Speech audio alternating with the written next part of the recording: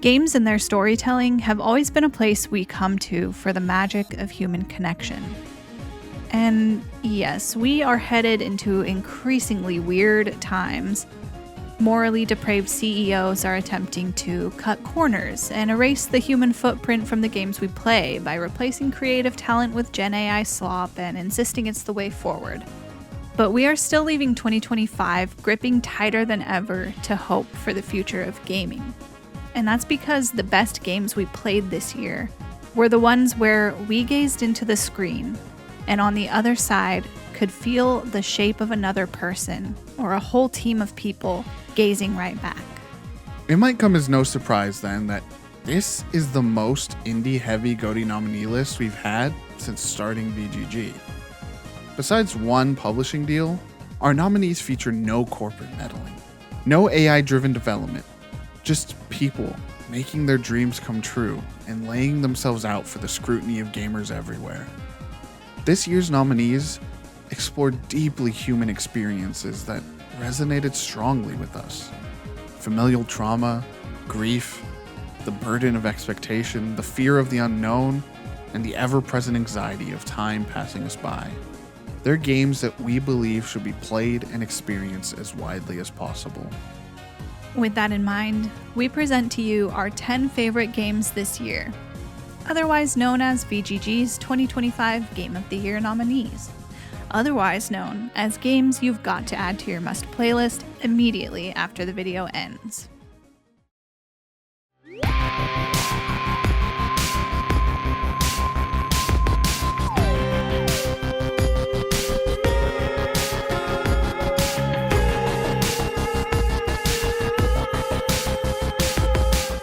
Hades 2, developed by Supergiant Games. The original Hades was widely praised as one of the best action roguelikes of all time, seamlessly blending narrative progression with the satisfying build-driven, god-enhanced runs whose repetition never felt stale. Hades 2, at minimum, enhances that satisfying gameplay with better balance to make all playstyles viable, and offers a familiar yet just as engaging narrative about the family you're given versus the family you choose. And while it may have been some time since I played the first game, I'll swing for the fences and say that Hades 2's unique zones and dynamic sequences make parts of the original feel extremely dated in retrospect. Led by Malenue's awkward charm, the journey to save her family is one well worth taking, and it stands as a testament to Supergiant's mastery of the formula. Hades 2 is the definition of bigger and better. And yes, that applies to the attractiveness of these characters of myth, too. Supergiant's sequel is still a bisexual dream with some of the most exquisite depictions of the Greek pantheon yet.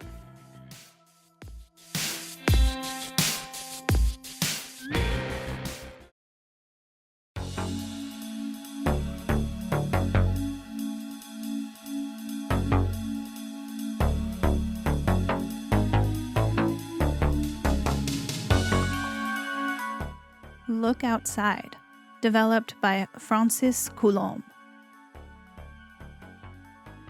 Look Outside is the kind of game that you would have shared with your friends with hushed awe on AIM back in the day. It's an RPG Maker experience, full of secrets and randomization that takes a community to solve. Full of the kind of horror that makes the hair on the back of your neck stand on end, by relying on descriptive writing and atmosphere-setting magic instead of traditional jump scares and hyper-realistic gore. You wake up in its world with one simple mission: don't look outside. Something's happened out there, and anyone who does look outside turns into a creature of the Lovecraftian sort. This survival horror RPG has some of the most interesting ideas we've experienced all year, and should be on your radar if the names Ib, Aoni, or Fear and Hunger elicit any reaction in you. Don't skip this game, and remember, don't look outside.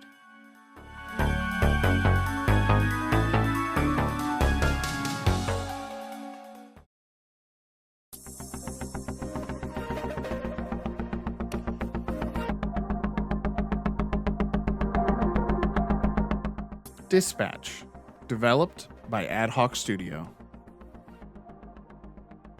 If you know anything about me, you know how defining the early works of Telltale Games were for me. The Walking Dead, Tales of Monkey Island, The Wolf Among Us, all games embedded in my soul. The studio's slow deterioration and confusing current outlook left me uncertain we'd ever see those types of games again. But with Ad Hoc Studio's debut release, Dispatch, we're seeing the best version of the Telltale formula in years. Made up of former Telltale veterans, the studio's superhero tale emphasizes the best qualities of their classics, while stripping down on some of the unnecessary traditional gamey elements that were sometimes bulldozed into those games. As you embark on the story of forcefully retired hero Robert Robertson and his newly assigned team of former villain misfits, you'll laugh, you'll cry, you'll fall in love, and you'll find a story that both honors and satirizes the superhero format without dipping into the eye-roll-worthy cynicism of others in the genre. Anchored by incredible voice acting and a buzzworthy episodic release format, Dispatch is having its moment in the limelight, and deservedly so.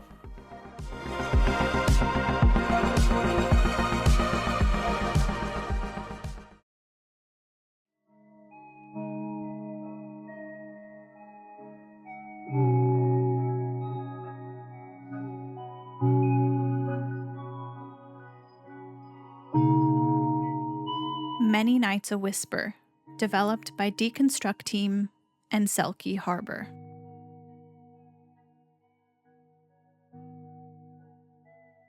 You've been chosen.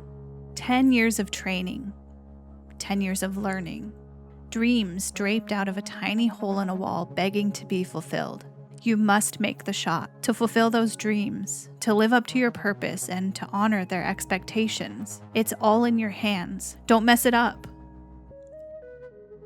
You're badgered by these kinds of thoughts in this tiny 1-hour experience. Many Nights a Whisper puts you into the shoes of the dreamer, a faded individual who wields a slingshot strung with the hair of the wishmakers they deem worthy to have their wishes fulfilled. It's a tight showcase of narrative writing and a powerful, high-pressure experience. It left me just as wrung out and stressed as the game's protagonist by the end, with a racing heart and a frequent need to shake out my anxious, clammy hands. Don't miss this incredible collaboration, with more coming from these two studios in 2026.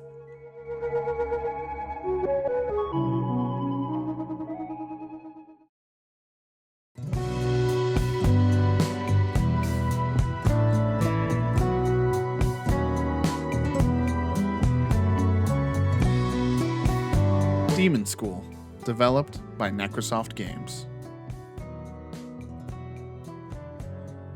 More games need to exist in the silly.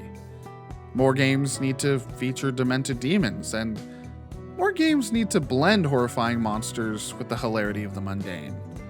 That's exactly what Necrosoft Games does with Demonschool, a Persona-ish tactics game that sees you and your new college pals fending off a demonic apocalypse during the work week and kissing about it on the weekends.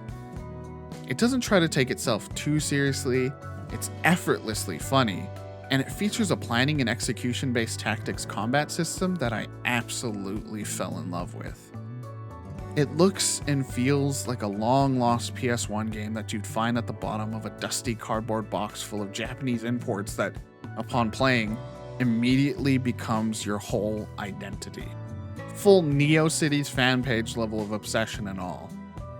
That's the kind of game I've been chasing my whole life. And that's why Demonschool is one of 2025's best.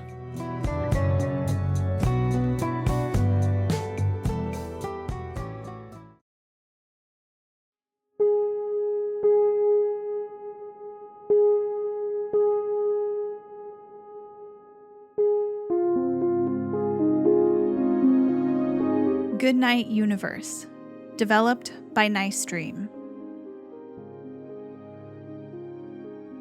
This game is like magic. Goodnight Universe uses the same camera-based tech that had us calling Before Your Eyes one of the most immersive games of all time in one of the first articles in VGG history. By tracking the opening and closing of your eyes, your facial expressions, and even the turn and tilt of your head, you'll inhabit the brain of a psychic baby who's wise beyond his years and holds the powers of telekinesis and telepathy. Trapped within the limitations of a baby's body, you'll use your eyes and face to influence the game world and embark on an emotional journey. Blink to swing doors closed, smile to make the baby laugh, and tune into the thoughts of those around you by turning your head to lock into their mental signals. It's a special project that pierces the veil between you and the game in a way that even some VR titles fail. It's simply controlled but adventurous, and outlandish but remarkably grounded in the interpersonal ups and downs of a family. Don't blink and miss it.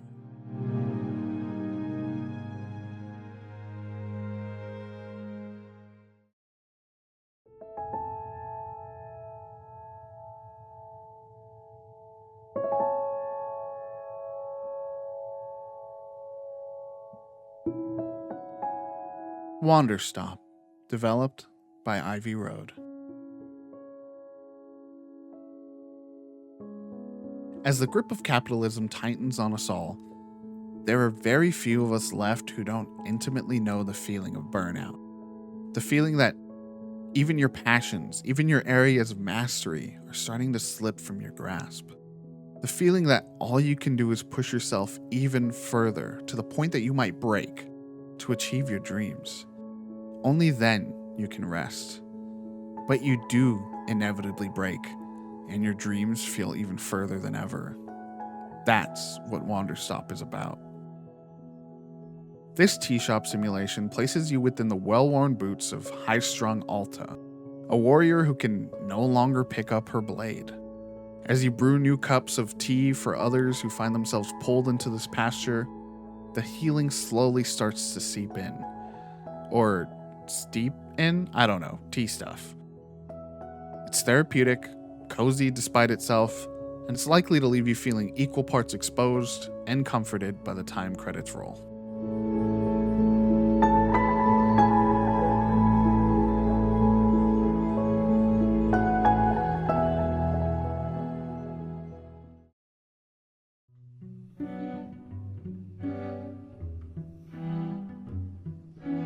Dim, dam, dadilam, vacarme, s'en va dans l'oubli éternel.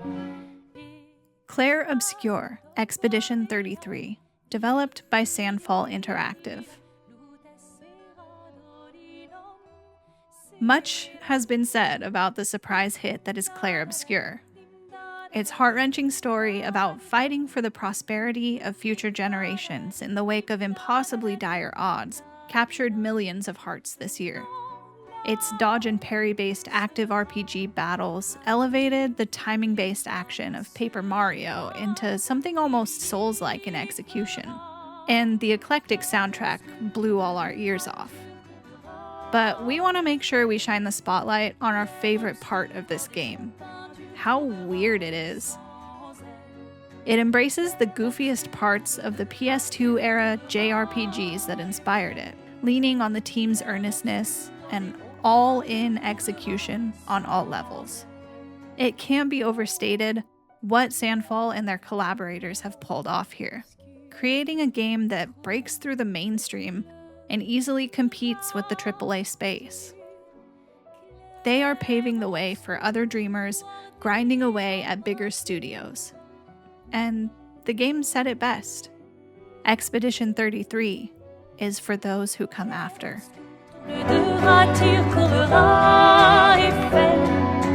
Clair, obscur, voir des hauts pins, tu trouveras sans aile.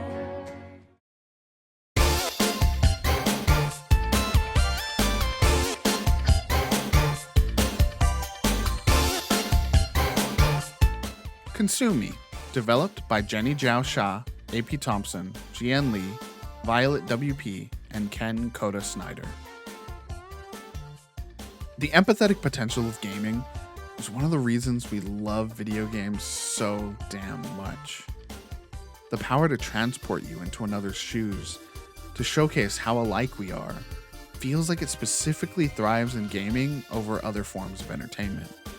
And one of the best examples of that comes in Consume Me, a semi-autobiographical life sim all about balancing the expectations of being a teenage girl in the early 2010s, when diet culture was especially pervasive, and your own worst critic was often yourself. More broadly, it's about the constant feeling that you need to optimize your life and reach moving goalposts to be enough for yourself and others.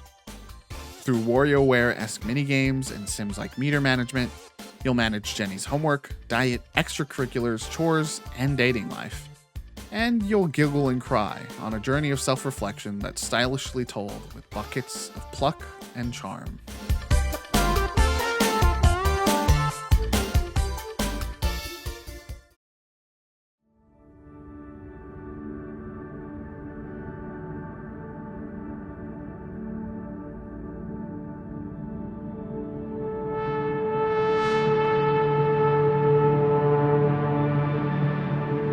Split Fiction, developed by Hazelight Studios. Split Fiction is Hazelight's latest co-op masterpiece.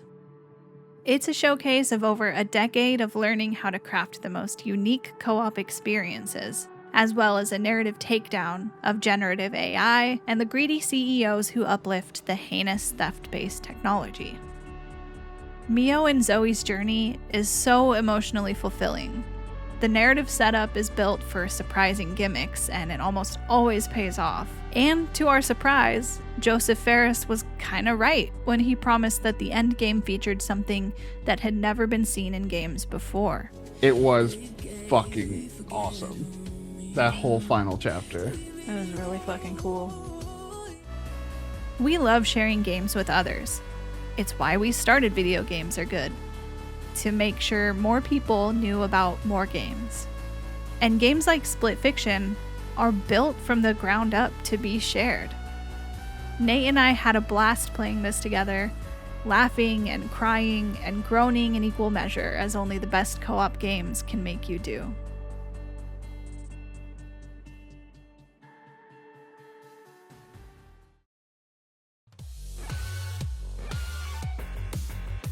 There it is, our must-play games of 2025, and our official selection of Game of the Year nominees.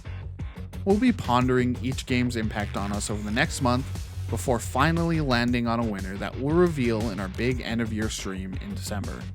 In the meantime, check out videogamesgood.com to keep up with our writing about games. Thank you to our patrons for supporting this video. If you want to join these amazing folks and help us keep doing what we do, consider dropping $1 or more on Patreon to support us, and you'll get some exclusive playthroughs and early access to videos and announcements. Thank you for watching.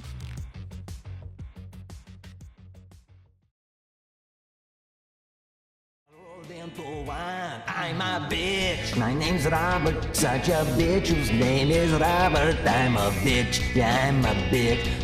I'm such a fucking bitch. I have no hopes, I have no dreams, and a tiny little thing, and it doesn't even function anyway, because every record's function. It's like, well, take me as I am, just tiny little bitch, have a mind.